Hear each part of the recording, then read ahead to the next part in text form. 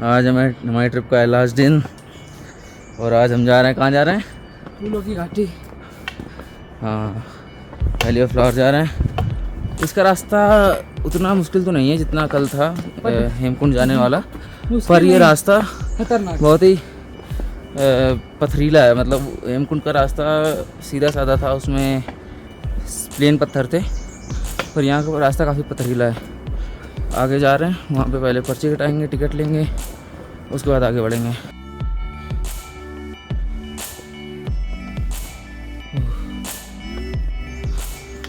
ये है मैप, और जिसमें से ये रास्ता हेमकुंड की तरफ चला जाता है और इधर से ये रास्ता जाता है फ्लावर ऑफ वैली के लिए, सॉरी वैली ऑफ फ्लावर के लिए, जो कि यहाँ से पूरा घूमते हुए काफ़ी बड़ा है। इतना आगे तक कोई जा नहीं पाता, लोग काफ़ी पहले ही वापस आ जाते हैं। तो देखते हैं हम लोग कितना आगे जा पाते हैं। 1 बजे तक का टाइम है हमारे पास। टिकट हमने ले लिया है और आपको एक प्रो टिप देना चाहूँगा कि जब भी आप वैली ऑफ फ्लावर आएँ तो अपनी स्टूडेंट आईडी ज़रूर लेके आएँ, क्योंकि स्टूडेंट आईडी में 50% ऑफ हो जाता है। आधार कार्ड और पैन कार्ड लगाने में आपको 200 रुपये की टिकट पड़ेगी, और अगर आप स्टूडेंट आईडी लगा देते हैं तो आपको वही टिकट आपको 100 रुपये की पड़ जाएगी। गाइस, ये 5 वो लोग हैं जो सबसे पहले इस वैली में आए थे, और ये आए नहीं थे, ये ऐसे घूम रहे थे कहीं पे, तो ये भटकते हुए इस वैली पे आ गए थे। इनकी हिस्ट्री आपको बाद में बताऊँगा। आगे चलते हैं। पहले गाइस, आपको एंट्री मारते हैं सबसे पहले ये एक वाटरफॉल मिलेगा, और यहाँ पर किसी भी तरह की रिस्ट्रिक्शंस नहीं है, और तो आप कहीं भी चढ़ सकते हैं, पर ज़्यादा रिस्की एरिया पे मत जाइएगा। बाकी है तो बहुत ही खूबसूरत।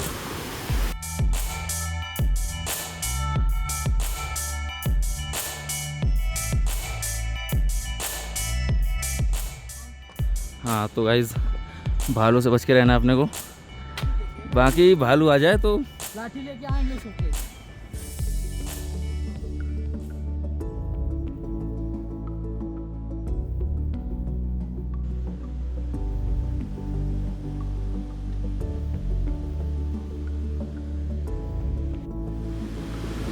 गाइस कुछ ऐसा है ये पूरा रास्ता, पत्थरों से भरा हुआ, और अच्छे जूते पहन के आए, स्पोर्ट्स शूज़ टाइप के या फिर ट्रैकिंग शूज़।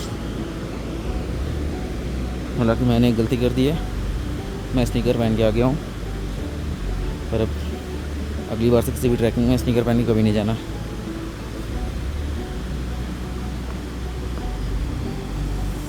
और ये पहला ब्रिज हमें मिला है जिसमें से वाटरफॉल दिखता है तो बहुत ही खूबसूरत।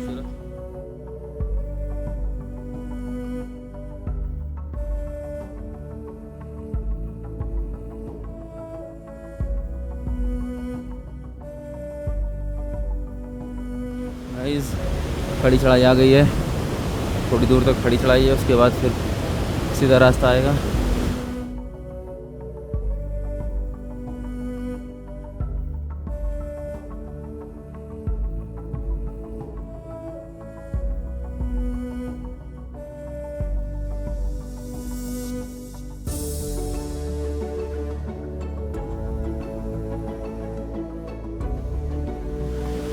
खड़ी चढ़ाई आ गई है,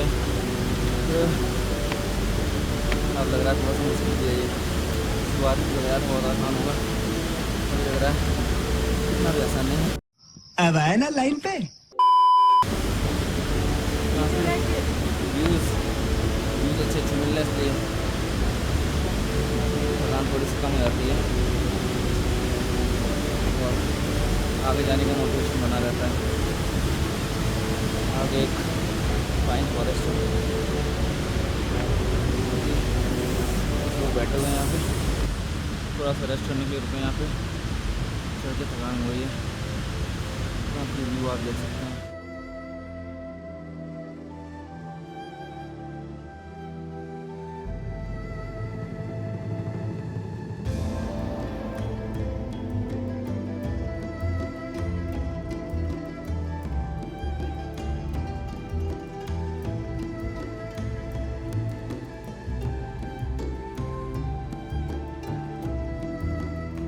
देखो गाइस, रास्ता देखो,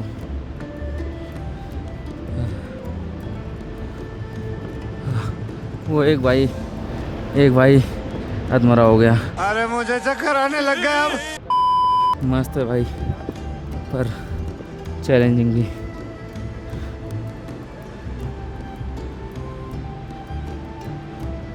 वो भाई पड़ा हुआ है।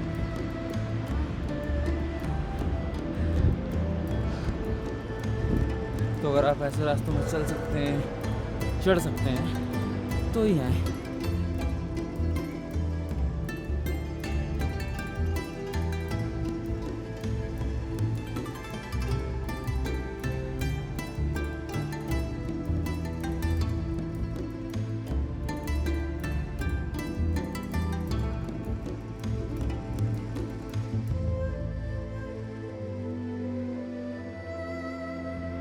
गाइस ऐसा कुछ है ये रास्ता, और अगर पैर फिसला तो सीधा नीचे झरने में जाके गिरेंगे।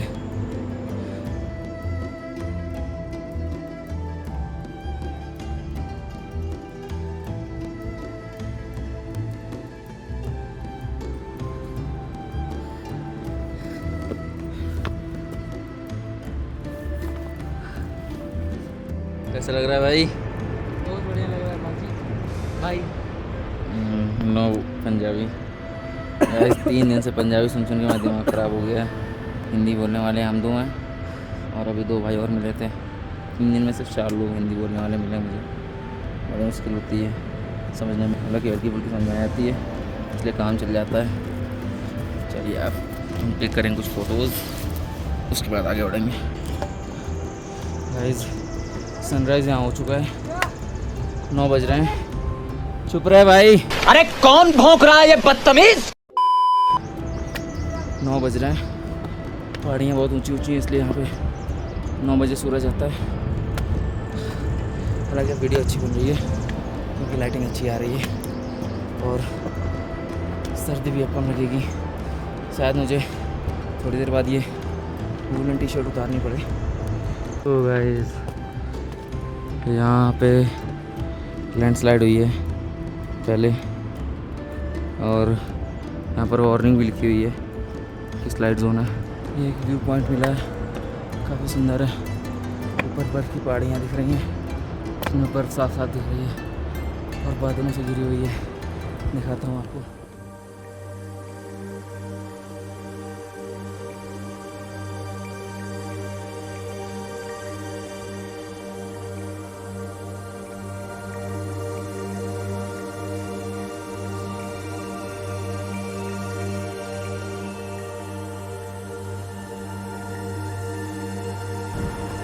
थोड़ी देर धूप में बैठते हैं, फिर आगे बढ़ेंगे। और वो बेचारा मेरा दोस्त बोल रहा है बड़ी गलती कर दी तेरे साथ आके, रास्ता पतला होता जा रहा है। वो एरो बना हुआ है, मतलब इधर जाना है, इधर भी एरो बना हुआ है, डायरेक्शन दी हुई है हर जगह किधर जाना है। हल्के फुल्के फ्लावर्स दिखने लगे हैं, पर अभी ऑफ सीज़न है, मतलब सीज़न आने वाला है, जुलाई में आते हैं पूरी तरीके से फ्लावर्स। अभी उतने ज़्यादा तो नहीं होंगे, पर फिर भी देखते हैं जाके क्या मिलता है। बस रास्ता अब और डेंजरस होता जा रहा है, सांस नहीं ले पा रहा, इसलिए फंबलिंग हो रही है।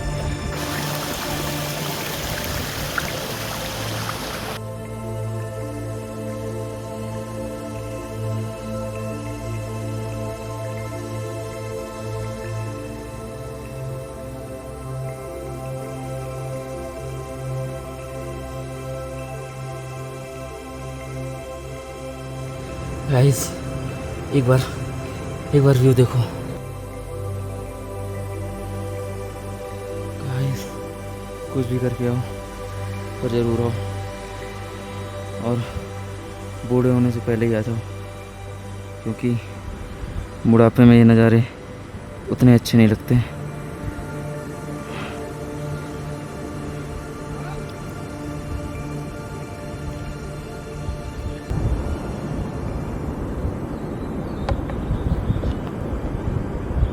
मेरा दोस्त आगे निकल गया है, मुझे भाग कर आगे जाना पड़ेगा।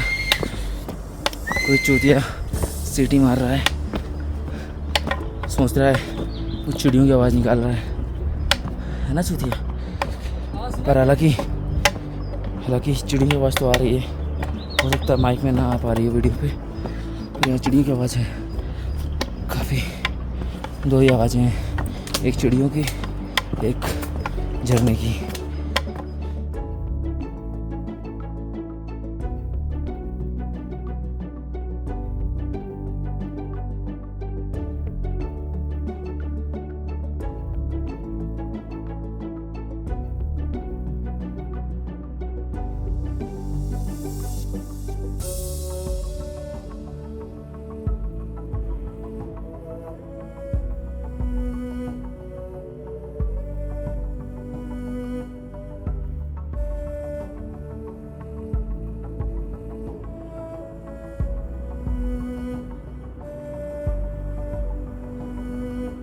गाइस ये है रास्ता,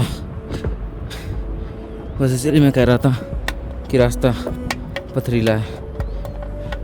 हाँ, कुछ वार्निंग लिखी है शायद, क्या लिखी है? हाँ यार, ये तो आनंद लेने को बोल रहा है, हालांकि आनंद लेना भी चाहिए।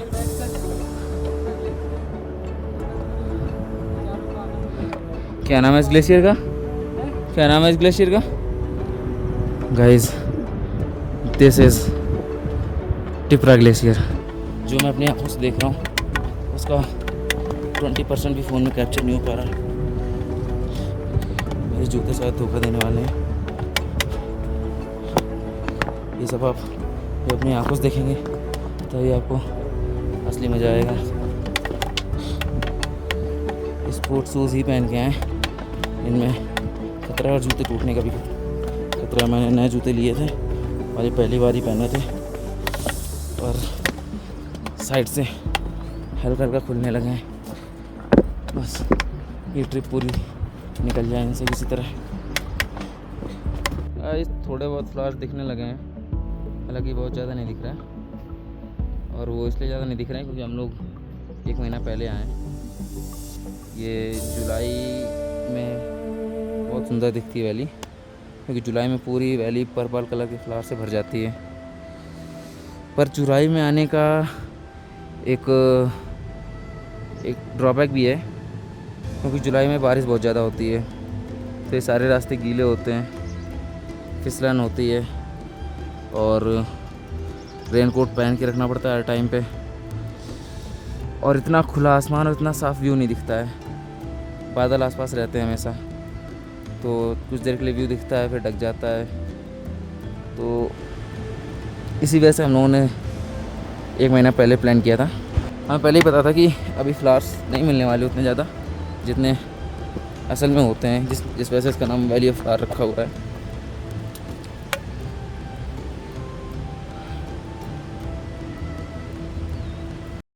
हाँ ये कर लो पहले।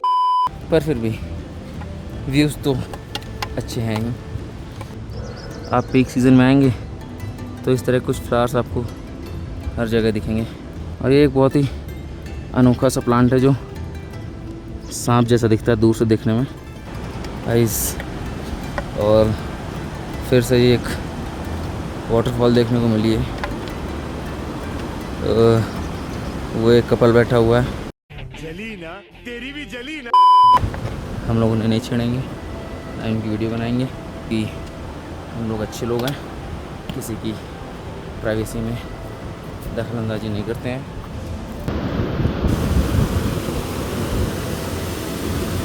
रास्ते में ये एक वाटरफॉल है और एक बहुत ही रिस्की सब कुछ है।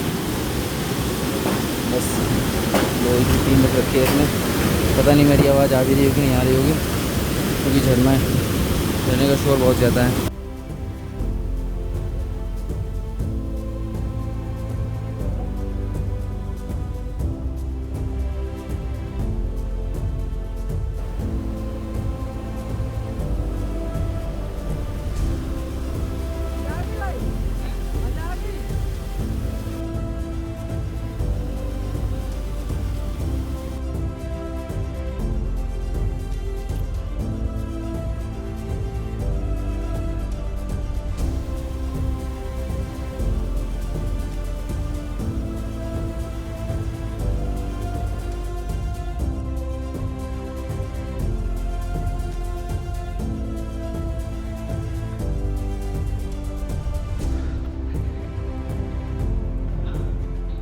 आगे एक रिवर बेड है, सोच रहे हैं वहाँ जाकर नहाएंगे। देखते हैं, हालांकि कुछ ऐसा लेके तो नहीं आए, नहा पाए, बनेगा तो नहा लेंगे।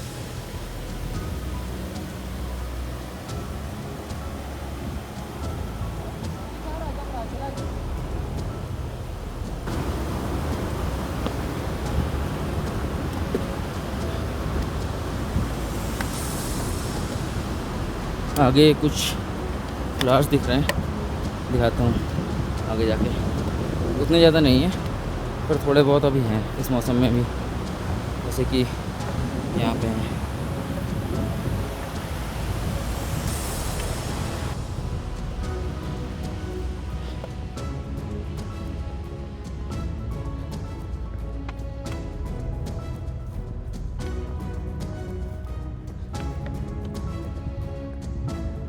नाइनटीन 1931 में British mountaineer Frank Smith Himalaya से अपनी एक्सपीडिशन से लौट रहे थे। रास्ते में वो भटक जाते हैं और गलती से एक ऐसी वादी में पहुंच जाते हैं जो लाखों रंग बिरंगे जंगली फूलों से भरी हुई थी।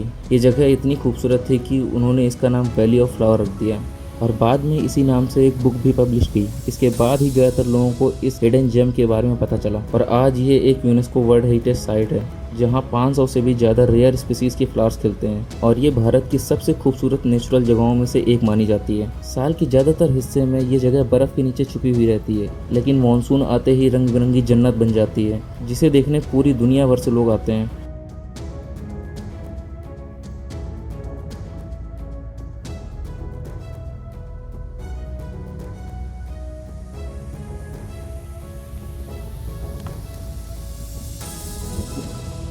गाइस बादल आ चुके हैं, शायद पानी बरस सकता है।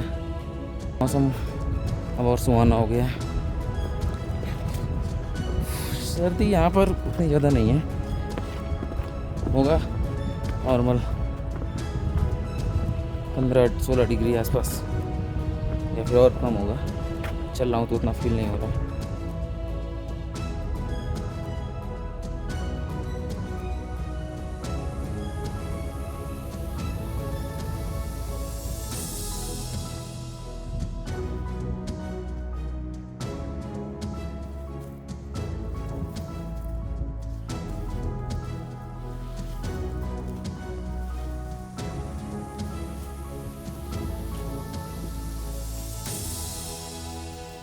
गाइस यहाँ पर आने का सबसे बड़ा फ़ायदा ये है कि यहाँ पर आपको प्लास्टिक का नामो निशान नहीं दिखेगा, ना ही कोई चिप्स का पैकेट, ना ही कोई पानी की बोतल, बिल्कुल क्लीन। क्योंकि यहाँ का फॉरेस्ट डिपार्टमेंट इतना ज़्यादा स्ट्रिक्ट है कि अगर तुम कुछ भी यहाँ पर छोड़ कर जाते हो तो तुम पर 5000 का फ़ाइन लगाता है। इस वजह से कोई भी ऐसी गलती नहीं करता है। तो यहाँ पर अगर ऐसा लगता है कि आप पहले इंसान हैं जो यहाँ पर आए। और दूसरी सबसे बड़ी बात कि यहाँ पर बहुत कम लोग आते हैं। हमारे अलावा यहाँ पर सिर्फ 5 से 6 लोग और दिख रहे हैं, वो भी बहुत दूर दूर हैं। तो नेचर का असली मज़ा ऐसी जगह पर लिया जा सकता है।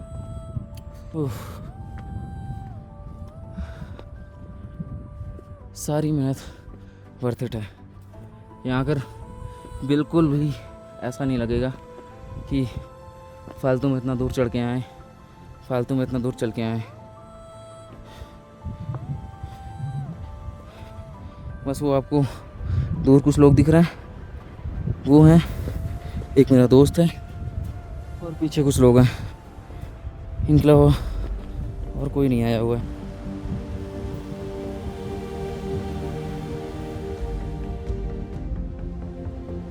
यहाँ पर इतनी सफाई का रीज़न ये है कि जब आप वैली में एंट्री लेते हैं तो आपका बैग पूरी तरीके से चेक किया जाता है और आपके बैग में कितने चिप्स के पैकेट हैं, कितने चॉकलेट्स के पैकेट हैं, वो सभी नोट किए जाते हैं। और जब आप बाहर निकलते हैं तो आपका बैग दोबारा से चेक होता है और आपके बैग में वो सारे चिप्स के पैकेट, वो सारे चॉकलेट के पैकेट, वो सारी बॉटल्स होनी चाहिए। अगर ऐसा नहीं होता है तो आप पर फाइन लगता है।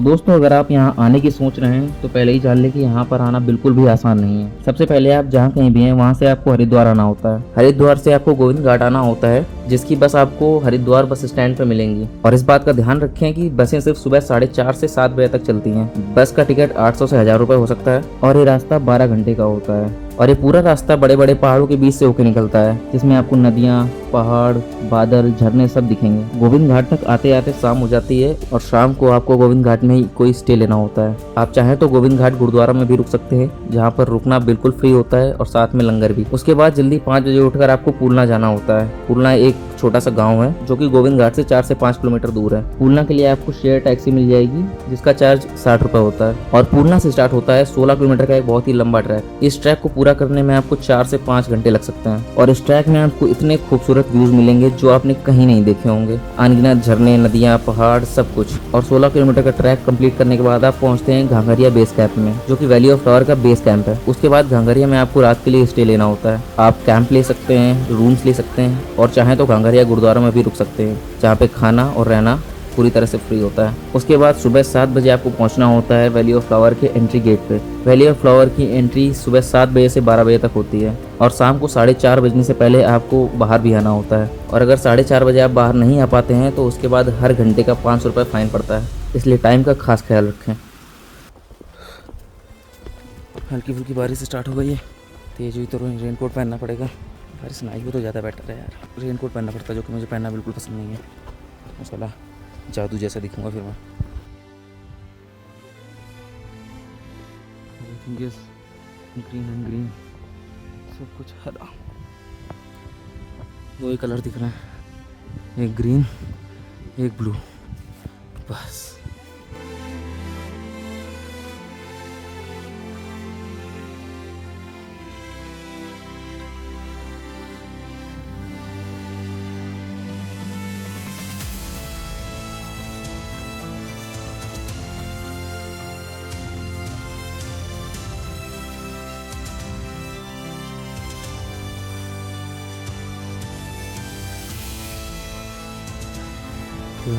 गाइस, ये गंदी चीज़ को थोड़ा इग्नोर करना। हम रिवर बेड तक पहुंच गए हैं।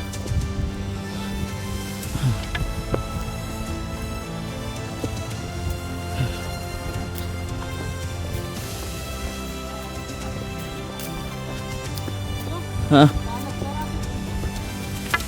साले, पालक नहीं देखी तूने? हाँ भाई, कानपुर से।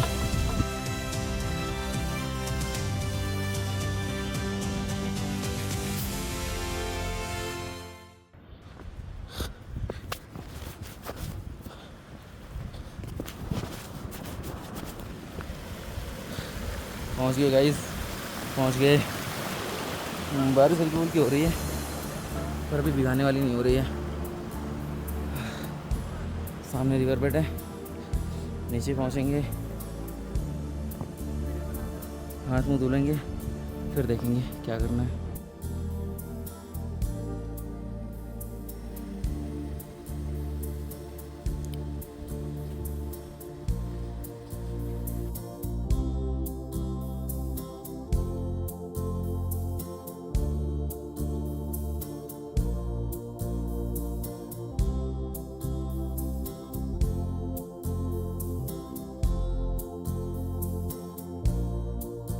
देख लो गाइस क्या लग रहा हूँ। जादू। बस इसीलिए मैंने चाहता था बारिश हो, पर बारिश होने लगी और हम पहुँच भी गए।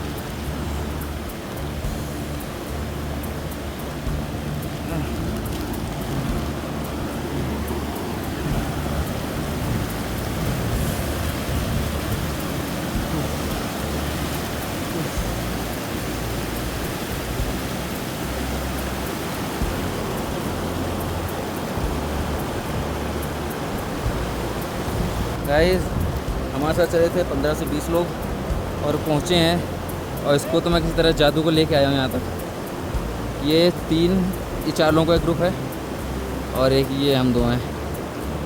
और उधर भी कुछ लोग जा रहे हैं, हालांकि ऐसे हम लोग नहीं हैं। 4-5 लोग जा रहे हैं उधर भी, पर ज़्यादा लोग आधे रास्ते ही लौट जाते हैं। पर मैं कहना चाहूँगा क्या पर मैं कहना चाहूँगा कि अपनी मम्मी इसी दोस्त को ना लेके आओ। ये साला मेरी अम्मा पड़ा मुझे कहीं नहीं जाने देता। यहाँ ना जा वहाँ ना जा, कुत्ता साला।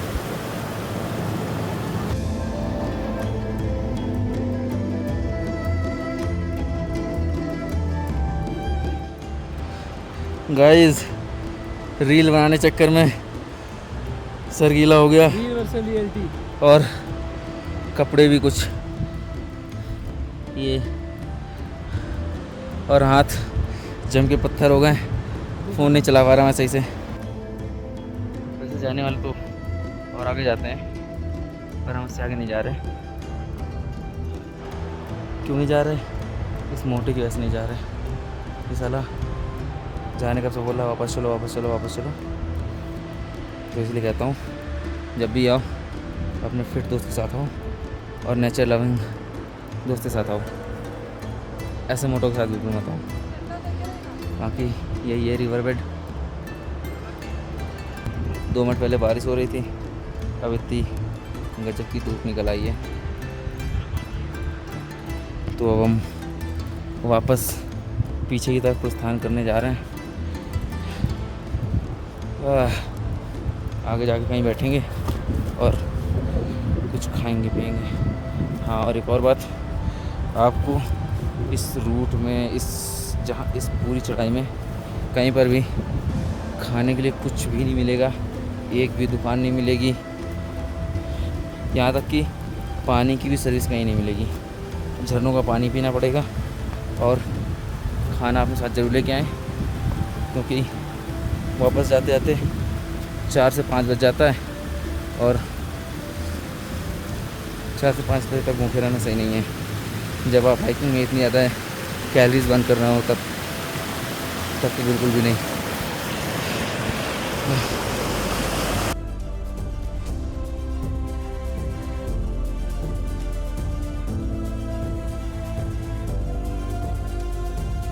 गाइस इतना जल्दी मौसम चेंज होता है कि मैं 3 बार कपड़े चेंज कर चुका हूँ। वापस जा रहा हूँ। कभी बारिश होने लगती है, कभी अचानक ठंडी हवाएं चलने लगती हैं, कभी फिर अचानक धूप निकल आती है।